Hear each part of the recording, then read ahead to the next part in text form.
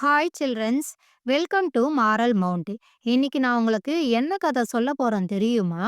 காக்கா கதை தான் சொல்ல போறேன். கதைக்குள்ள போலாமா? வாங்க. ஒரு சூப்பரான காடு. அந்த காட்டுக்குள் காகம் ஒன்று கூடு கட்டியது. அதில் முட்டையிட்டு அடை காக்கவும் தொடங்கியது. சில நாட்களில் மகன் காகம் ஒன்று பிறந்தது.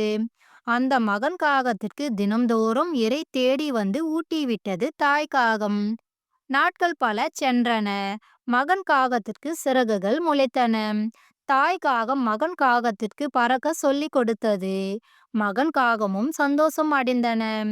தன் சந்தோஷத்தை வெளிப்படுத்தும் விதமாக மரத்திற்கு மரம் பறந்து தன் சந்தோஷத்தை வெளிப்படுத்தியது. மகன் காகம் தன் தாய் காகத்திடம், அம்மா, நான் இந்த காடு முழுவதும் சுற்றி பறந்து வர ஆசைப்படுகிறேன் அம்மா. ப்ளீஸ் அம்மா, எனக்கு அனுமதி தாங்கன்னு கேட்டுச்சு மகன் காகம். தாய் காகம் சொல்லுச்சு, செல்லமே, உன் ஆர்வம் எனக்கு புரிகிறது. ஆனால் உனக்கு போதுமான திறமை இன்னும் வரவில்லை. வந்துச்சனா நானே உனக்கு சொல்றேன். அப்ப நீ இந்த காடு என்ன உலகத்தையே சுற்றி வரலாம்னு சொல்லுச்சு தாய் காகம். அம்மா, உங்கள் அறிவும் அனுபவமும் எனக்கு நன்றாக தெரியும். உங்கள் பேச்சை நான் ஒருபோதும் மீற மாட்டேன் அம்மா. நீங்கள் அனுமதி கொடுத்த பின்னரே நான் நெடுதூரம் பறந்து செல்வேன் அம்மா என்றது மகன் காகம். இதனை கேட்ட தாய் காகம் சிரித்தபடி, மகனே, பெற்றோர் பேச்சை கேட்கும் உன் பண்பு என்னை மகிழ்ச்சியடைய செய்கிறது. நல்ல பல பண்புகள் உன்னிடம் உள்ளன. நீ எதிர்காலத்தில் சிறந்தவனாக வருவாய். மேலும் பறவை இனங்களில் நமது காக்கை இனம்தான் அறிவிற் சிறந்தது என்பதையும் நாம் புரிந்து கொள்ள வேண்டும்னு சொல்லுச்சு தாய் காகம். அம்மா, நீ சொல்வதை கேட்டால் எனக்கு பெருமையாக இருக்கிறது அம்மான்னு சொல்லுச்சு மகன் காகம். தாய் காகம் சொல்லுச்சு, மகனே, மற்ற பறவைகளுக்கு ஏதேனும் துன்பம் நேர்ந்தால் காகத்திடம் வந்து முறையிடும். நமது அறிவுரைகளை கேட்டே நடக்கும். அதன் காரணமாகவே பறவைகளில் சிறந்தவையாக நாம் மதிக்கப்படுகிறோம் என்றது தாய் காகம். மகன் காகம் கேட்டுச்சு, அம்மா, உலகில் நாம் தாம் அறிவானவர்களா? நம்மை விட அறிவிற் சிறந்தவர் ஒருவர் கூட இல்லையான்னு கேட்டுச்சு மகன் காகம். ஆமாம் மகனே, நாம் தாம் அறிவிற் சிறந்தவர்.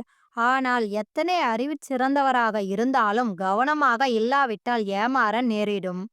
காக்கை ஒன்று நரியிடம் ஏமாந்து வடையை பறிகொடுத்தது தெரியுமா என்று நிறுத்தியது தாய் காகம். மகன் காகம், அம்மா, அந்த கதையை கொஞ்சம் சொல்ல என்றது மகன் காகம். தாய் காகம் கதையை சொல்ல தொடங்கியது.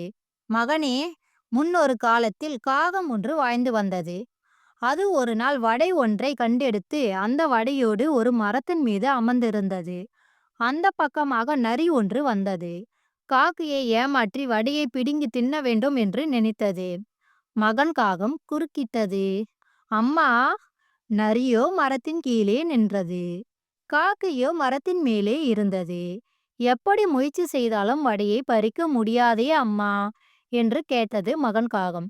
தாய் சொன்னது, மகனே, அறிவு இருந்தால் எதையும் சாதிக்க முடியும். முடியாது என்பதே கிடையாது. கதையை தொடர்ந்து சொல்கிறேன் கேள் என்றது தாய் காகம். சொல்லுங்க அம்மா. நரி தன் தலையினை உயர்த்தி மரத்தில் இருந்த காகத்தை பார்த்தது. காகமே, நீ என்ன அழகாக இருக்க தெரியுமா? உன் குரலும் நிச்சயம் இனிமையாகத்தான் இருக்கும். உன் இனிமையான குரலால் எனக்காக ஒரு பாட்டு பாட மாட்டியா என்று கேட்டது நரி. நரி பேசியதை பார்த்து காகம் மயங்கியது. காகம் பாடுவதற்காக தன் குரலை கனைத்து கொண்டு வாயை திறந்தது. அதன் வாயிலிருந்து வடை கீழே வீழ்ந்தது. நரி அதற்காகத்தானே காத்திருந்தது. வடையை கவ்விக்கொண்டு ஓட்டம் பிடித்தது.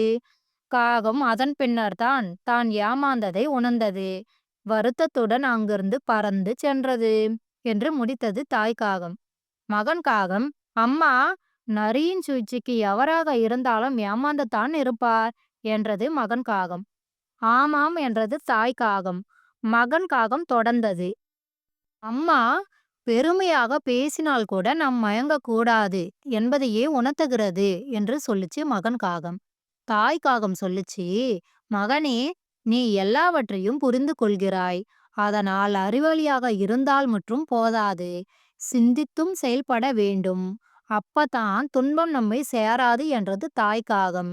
மகன் காகம் சொல்லுச்சு, அம்மா, நானும் சிந்தித்து செயல்படுவேன். அறிவுள்ள காகம் என்ற பெயரையும் எடுப்பேன் என்று உறுதியாக சொன்னது மகன் காகம்.